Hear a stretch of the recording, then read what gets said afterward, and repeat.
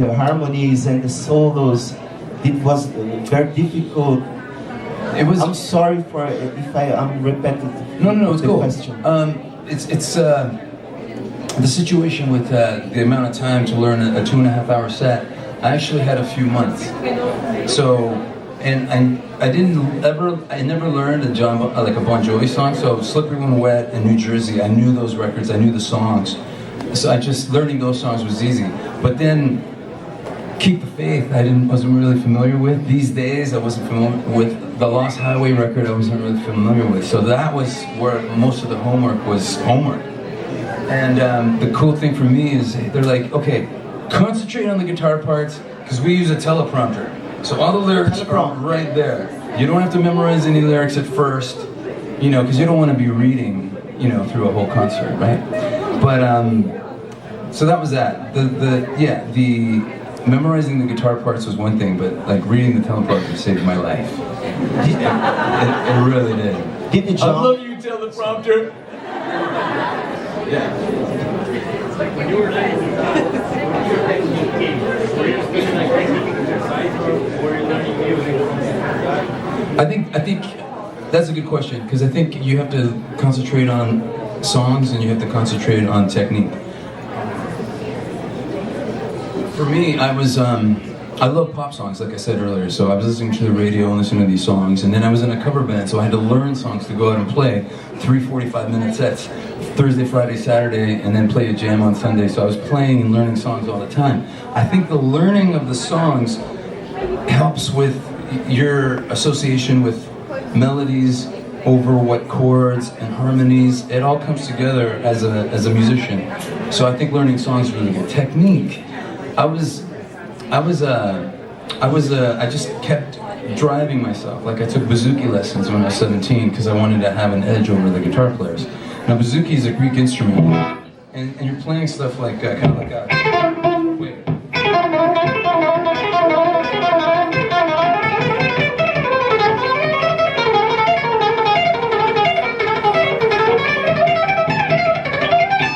It's that kind of thing where you're like, it really helped develop my picking. It got really articulate, except right now. That was terrible. But it gave me an edge, and then I grew up with other guitar players. I think it's cool to jam with other guitar players because everybody has a different source of where they get stuff. So when you sit down, hey, where'd you get that? Oh, it's this new song by so-and-so. And then when I started playing bouzouki, all my friends were like, what the fuck? I go, I took a bouzouki lesson! And they're like, wow. And it wasn't unfamiliar to me because I grew up with Greek music in my house as a child, so learning the timing, because sometimes it's weird timing, but my dad played a little, and you get to know the mode. You know, like, it's funny because in the song Too Much for My Own Good on the new Drills record, it almost sounds like an Yngwie Malmsteen lick, but it's a bouzouki lick, because it's the same mode. So, yeah, technique is really important, but so are songs. Is that good? Good. All right, cool. Yes? About you hired what you learned with the guys that play and the studio and replacement, hired gun movie. Yeah, the Hired Gun documentary. What you learned with the other guys that was What was the question? what you learned with the other guys about their life from Oh, I mean the entire cast, we got to go to a studio in LA and jam with all these musicians, so it was amazing. You know, Rudy Sarzo's there, and Kenny Aronoff's there, and Derek St. Holmes, who used to sing for Ted Nugent, who still has an amazing voice at 60-something. But I found that everybody sharing their stories was even more of a cool experience than learning anything musically from everyone. And the movie's it's a cool behind-the-scenes situation, because it's tough. You know, like people to me like, hey, how can I be a hired gun? I'm like, holy shit. Work your ass off, and then work your ass off some more, and then work your ass off some more, and then call Billy Squire in LA, because he's got the directory and he'll put you in the right audition for your gig. It's kind of like a crazy pool of talent, because everybody wants that gig and there's only one spot. So if you don't stand out, you're gonna get lost in the mix. And it's the same thing with sessions. There's so many great guitar players in in LA, when I was doing sessions, I don't think it was luck. I think I always brought something really cool to the table. So that's, again, what makes you stand out from everybody else. And it can't be the color of your shirt. It's got to be a technique, or like there was one thing that I did on a couple of records I'll show you. I call it bouzouki tuning because, hold on a second. So I put the E string for the guitar players in the B string notch. So it has a very unique sound. So I started playing melodies with this, and it sounds like, or even like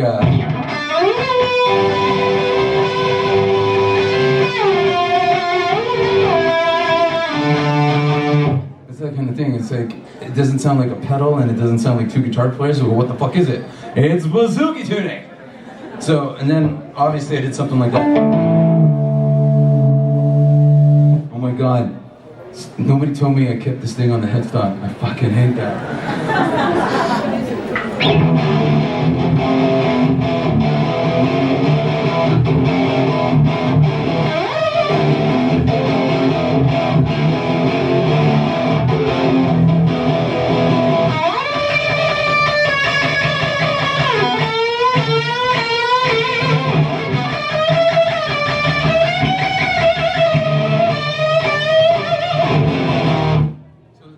You can hear how it sounds wacky and crazy, but it's just bouzouki tuning, man. And the funny thing is I started doing it, and then other people started doing it, and they go, "Hey man, I stole that bouzouki tuning thing," and I'm like, "Yeah, everybody does, but I'm the guy." Wait, I missed the question over here. Yes, was it you? I'm coming back. I remembered. Hold on. I'd like to know, I always say that you brought so much energy to Bon Jovi. Oh, thank you. Yeah, and John told that today at Runway. It was amazing, you know? And I'd like to know what was your inspiration for this next album, 2020?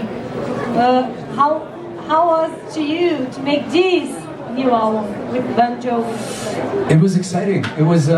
It was the first time that I was involved on a record. And This House Is Not For Sale, the whole record was recorded. And John went into the studio one day and was like, well, if Phil's face is going to be on the album artwork, we got to get him on the record. So we went in and I actually replaced the guitars on the songs that I played on. And so that everything had already been done, so I felt like I was just kind of adding a little bit of my vibe. And then for this record, the whole band went into the studio in Nashville in March to lay down the bed tracks. And I'm like, well, this is awesome. You know, so I felt really involved, and it was very special. It was like just a moment of wow, this is really happening right now. So thank you. I'm so what? Say that one. You're so anxious for the release of this new album. Oh yeah, totally. I'm excited. There's a couple of times that I really got to dig into a solo and express and speak the way I like to speak. So it was, and John Shanks was there with me. He was like, "I'm gonna fucking tell John this solo's gonna stay," and he did. He backed me up. It was awesome. Yes.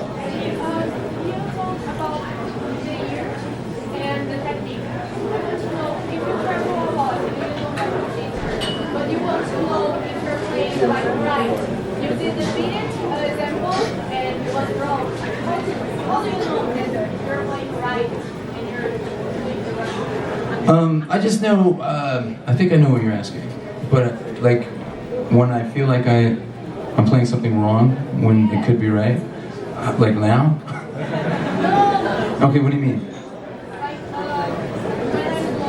Yes.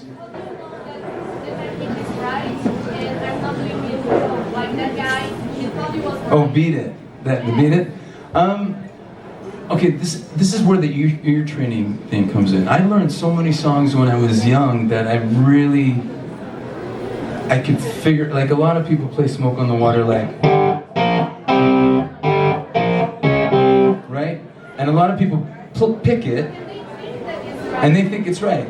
So, I mean, I think the bottom line is, if you have the confidence to pull it off, it doesn't matter what you're playing. Like I go on stage, and I always feel like, and a lot of kids, like when I speak to young musicians, and they say, "Hey, I got my first show on Friday. How do I not get nervous?" And I'm like, "Well, do 20 push-ups, 20 lunges, and then walk on stage saying, I'm a fucking rock star." And then it gives you confidence, and you get a little less shaky because of that whole conviction.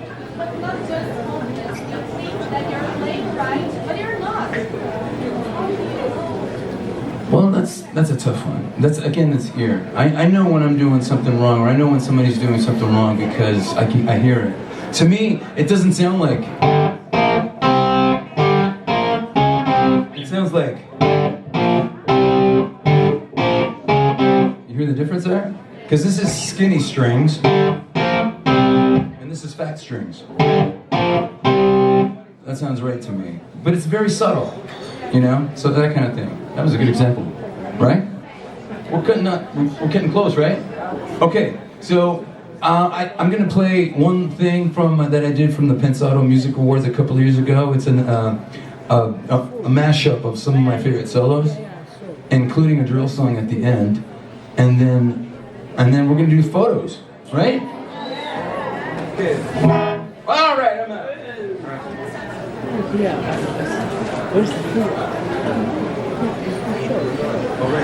Okay, so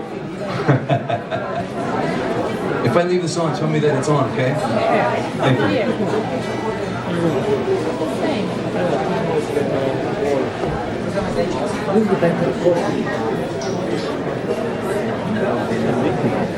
Nice to meet you. My name is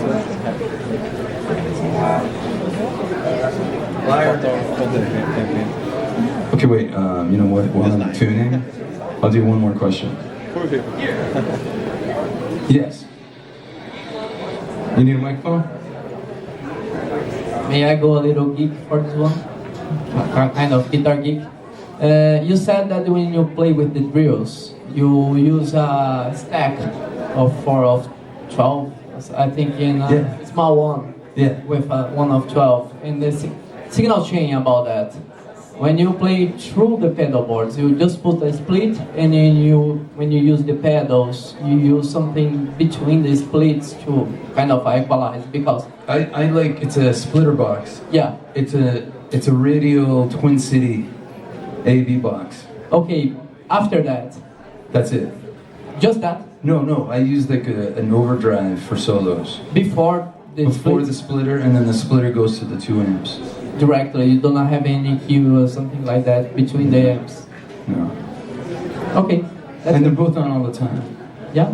I don't AB it, I Y it. I split it, and both amps are on all times. And then the sound man kind of like uses the faders to get the right balance. All right. Because the little amp is only, you know, mid-range, 3 watts, so it doesn't you know, kick like a half stack. All right. Yeah. Thank you. You're welcome. Wow, a technical question. I'm plugging this in. Okay.